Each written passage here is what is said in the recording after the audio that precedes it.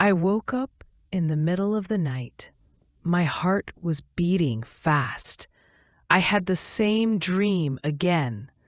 In the dream, someone was calling my name, a woman's voice, but I could never see her face. I sat up in my bed. The other girls in my room were sleeping. Everything was quiet. I reached under my pillow. I took out the old photo. It was the only thing I had from my past. In the photo, I was maybe 4 or 5 years old. A woman was hugging me, but the woman's face was torn out of the photo. I could only see her hands around me. On her left hand, there was a small birthmark. It looked like a star. I am 15 now. I have lived in this orphanage for 11 years. I don't remember anything before that. This photo is my only clue about my family. I always wanted to find my family. I always wanted to find the woman in the photo. I went to see Mrs. Anna. She is the head caretaker at our orphanage. Mrs. Anna has worked here for many years. She knows everything about this place. She is like a mother to all of us. Mrs. Anna was in the kitchen. She was making breakfast for everyone. She smiled when she saw me. "Good morning, Ella," she said. "You are up early today." I sat down at the small table.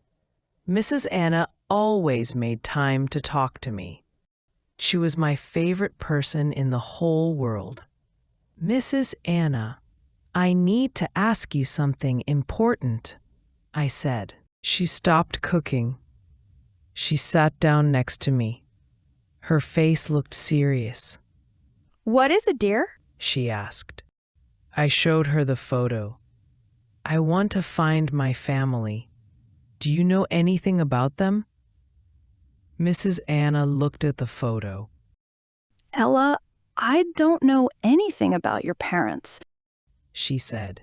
"I'm sorry." "Can you help me look for them?" I asked. Mrs. Anna was quiet for a moment. "Ella, sometimes it's better to not look back. You have a good life here. We all love you." I felt disappointed, but I didn't give up. Every day, I asked other people at the orphanage. I asked the other caretakers. I asked the old cook. I asked everyone, but nobody knew anything about my family. Days passed, then weeks. I was getting very frustrated. I felt like I would never find the truth. One afternoon, I was helping Mrs. Anna in the garden. We were picking vegetables for dinner. The sun was warm on our faces. I was telling her about my day. "The new girl, Megan, is very shy," I said. "She doesn't talk to anyone." Mrs. Anna nodded. "She needs time. Moving to a new place is hard for children." I looked at Mrs. Anna. She always understood everyone's feelings. She always knew the right thing to say. We kept working in the garden. Mrs. Anna was pulling weeds. I was watering the plants. The water from the hose splashed on both of us. We started laughing. Mrs. Anna pushed her sleeves up. The water had made them wet. That's when I saw it. On her left hand, there was a small birthmark. It looked exactly like a star. My heart stopped beating for a moment. I looked at her hand. Then I looked at the photo in my pocket. The birthmark was exactly the same. "Mrs. Anna," I said. My voice was very quiet.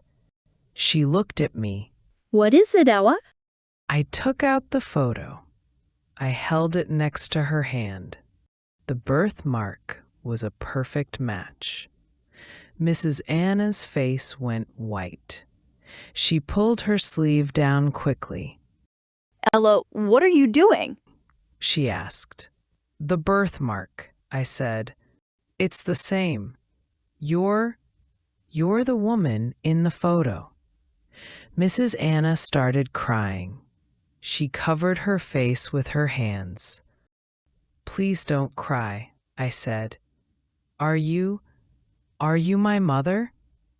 Mrs. Anna looked at me. Tears were running down her face. Yes, She whispered. I am your mother. I felt like the world was spinning.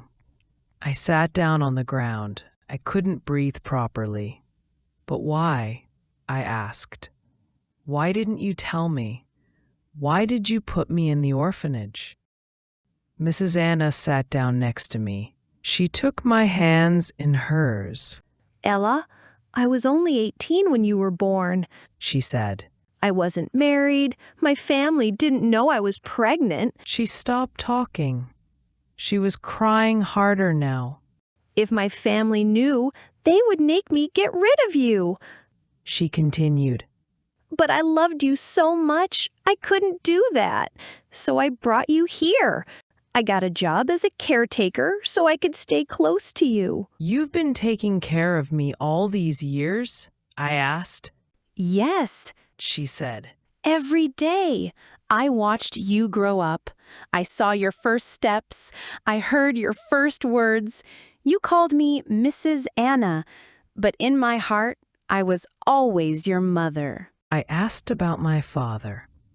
Mrs. Anna looked sad.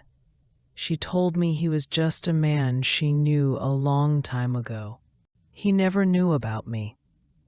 She said it was always just her and me. I didn't know how to feel. I was angry. I was happy. I was confused.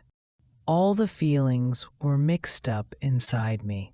I wanted to know why she never told me the truth. Mrs. Anna said she was afraid. Her family didn't know about me. If they found out, they would make her go away. Then she couldn't take care of me anymore. That's why she kept it a secret. I understood now. Mrs. Anna had given up everything for me. She had kept this secret for 11 years. She had loved me from far away, pretending to be just a caretaker. I'm not angry, I said finally. I'm happy. You never left me. You were always here. Mrs. Anna hugged me tight. You are the most important thing in my life, Ella. You always have been. That night, I looked at the photo again, but now it was different. The torn face didn't matter anymore. I knew who the woman was. She had been with me all along. Mrs. Anna was still my favorite person in the world. But now I knew why. She wasn't just my caretaker. She was my mother, and she had never really left me. If you were Ella, would you forgive Mrs. Anna? Tell us in the comments. And don't forget to like and subscribe to join us on our English journey.